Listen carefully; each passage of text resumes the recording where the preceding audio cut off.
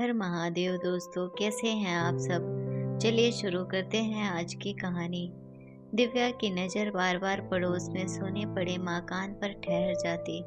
वह हमेशा यही सोचा करती, जाने कब इस मकान की रौनकें आबाद होंगी, कौन उसके पड़ोस में आएगी जिससे वह हंस बोल लिया करेगी। असल में रवि का जॉब ऐसा था कि वह अक्सर टूर पर रहता था।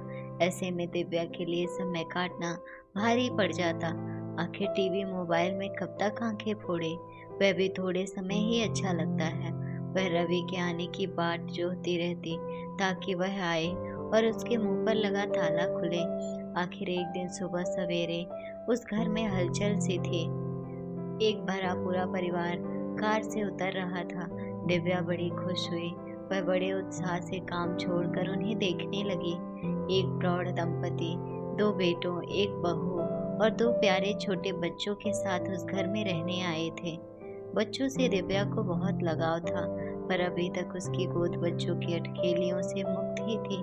उन्हें देखकर उसका मन तुरंत उन्हें खिलाने का होने लगा, पर एकदम से जाकर ऐसा कर भी तो नहीं सकती थी।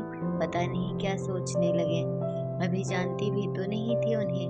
कंट्रोल कर दिव्या, कहीं तेरी जल्दबाजी उन्हें कुछ गलत सोचने पर मजबूर ना कर दे, उसकी अंतरात्मा ने कहा। उनके लिए चाय पानी लेकर जाना उचित होगा।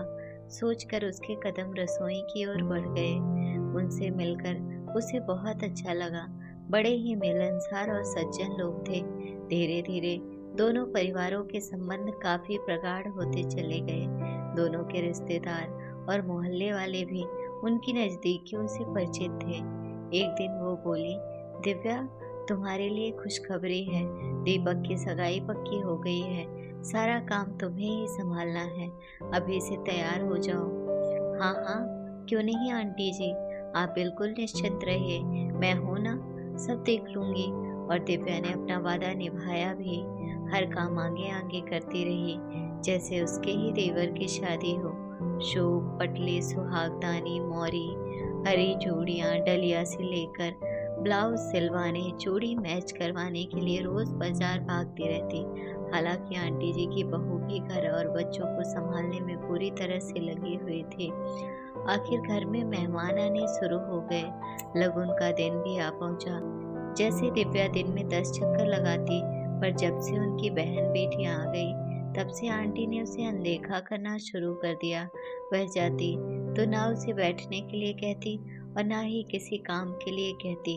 उनकी नज़र में अब परायापन झलकता। तो क्या आंटी अब तक उसे अपने मतलब के लिए यूज कर रही थी? परिवारजनों के आते ही वह पराई हो गई। यह फीलिंग उसके दिल को झकझोर रही थी और उसका बदन आक्रोश की आंच में झुलसा जा रहा था। उस दिन के बाद आंटी ने उसे एक बार भी नहीं कहा कि वह आ जाए। अगले दिन संगीत में भी ना उसे बुलाया, ना वह गई। हाँ, शादी वाले दिन का कार्ड जरूर आया था, तो वह अनमनी मन से वहां गई। वहां मौजूद हर महिला उससे पूछ रही थी, 2 दिन से आप दिखी नहीं। अब वह क्या जवाब देती? चाहे मंदिर हो या पार्क, हर जगह सब उससे यही पूछते, आपकी तबीयत तो ठीक है ना? आप संगीत में नहीं दिखी। बस कुढ़कर रह जाती वह।